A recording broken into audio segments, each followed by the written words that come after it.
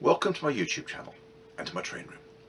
For this week's offering, I'm going to put together some clips that I filmed during my recent trip to California, and I'm going to show you some tips for working with slabs of pink foam for use as a scenery base and also as track bed too. So without further introduction, let's get busy.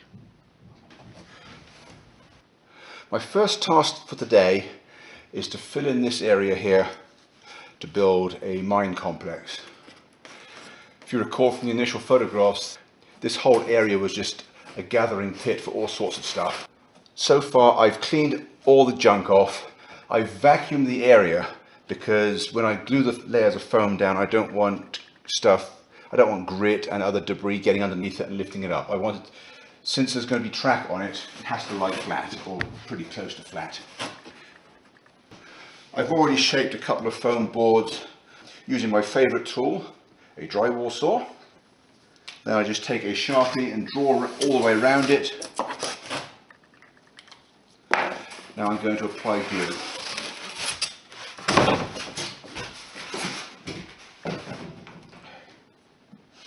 I'm using PL300, which is foam safe. It's actually designed for this stuff.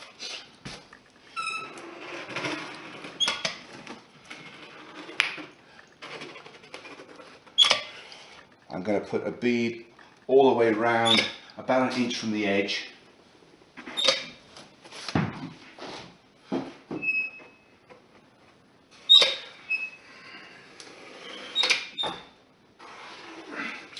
And then I'm just going to fill in the middle with a few more beads every few inches. You don't need to coat it all over.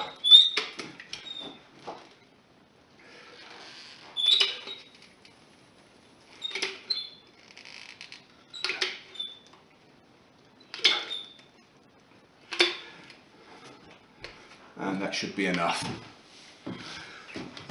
Actually, I'm going to put a little more down here where it joins onto the entry track, just so I can be sure I have a good bond.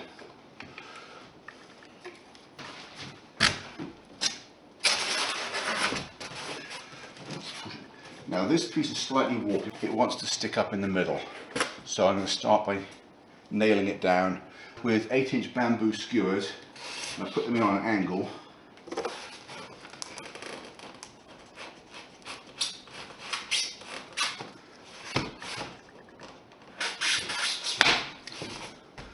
And that is down in the middle already, just that one.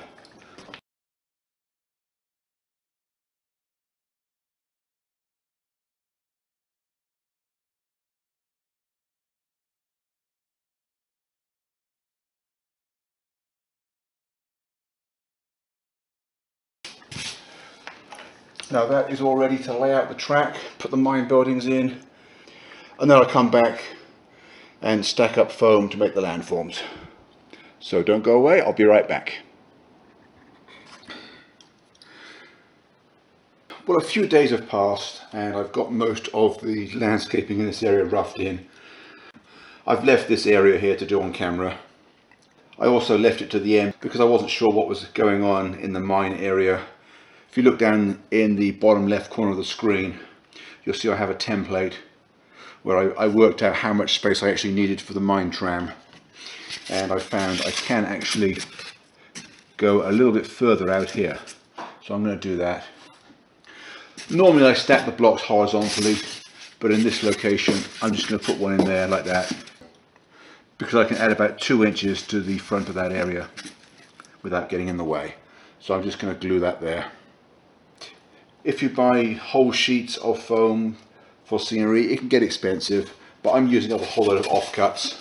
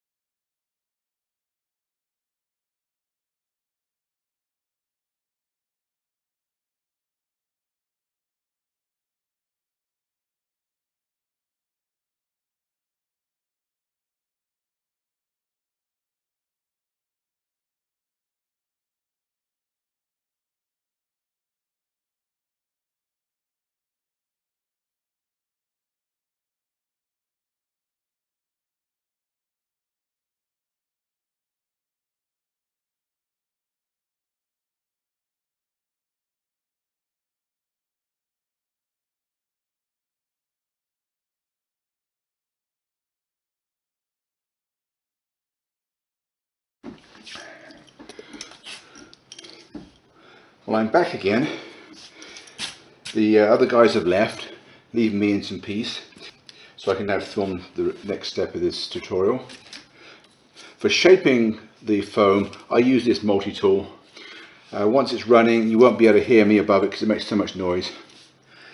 As you can see, I've already started carving, and what I'm aiming for is a type of rock formation prevalent in places like Texas and Arizona and a few other states, where you've got layers of alternate hard and soft rock, and the hard rock ends up sticking up almost vertical with the soft rock below it in much gentler slopes.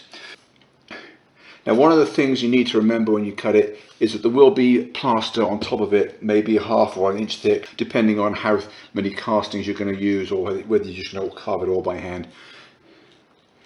So you need to make sure you cut it back further than you think you need it, so you've got some clearance. If we look down the bottom, there's a black line there. That is the area that I need for the mine tram. So I've got to make sure that I'm at least 3/4 of an inch back from that line all the way along. Otherwise I'm going to run out of space. So without further ado, let's get carving.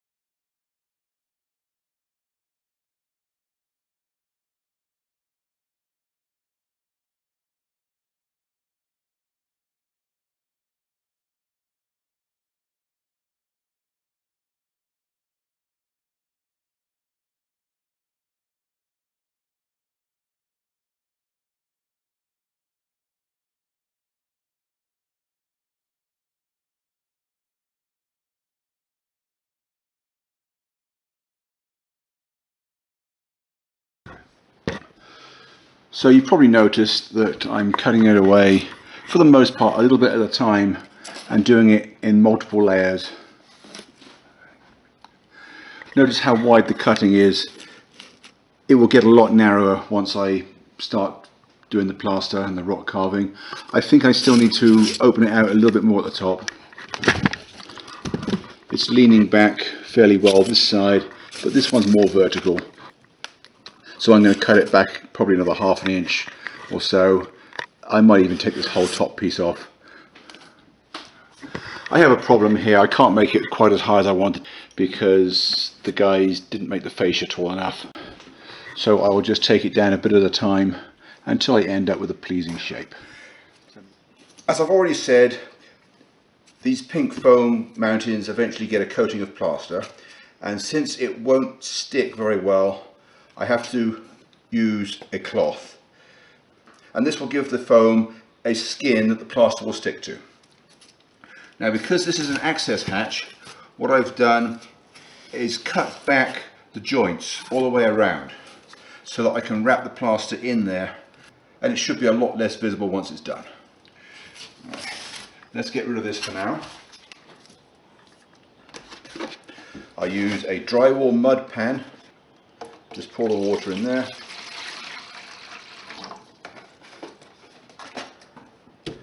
Now I like to cut the cloth in two different sizes. So I have big ones for covering the majority of the landscape and small ones where the big ones won't fit. And then I just dunk it in the water and lay it over the foam. On a steep incline, I like to start at the top. That way I start by making, let's call it a hat, and the rest of the cloth could just hang from it. If I started down there, it would probably peel off under its own weight before it stuck.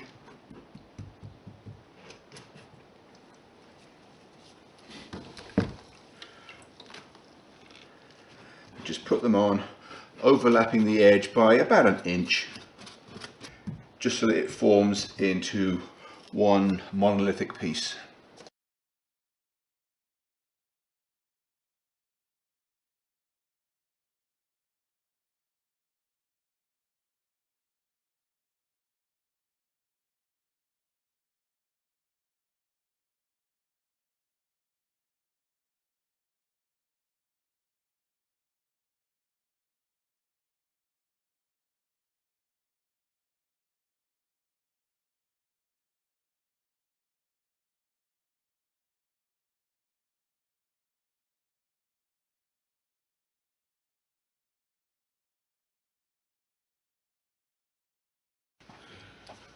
Once the plaster cloth is completed, the mountains will then be ready for the final layer, the plaster carving or casting or whatever else you're going to be using.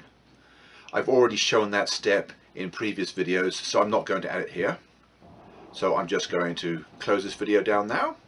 I hope you enjoyed it. Hope to see you again next week. Thanks for watching, and bye for now.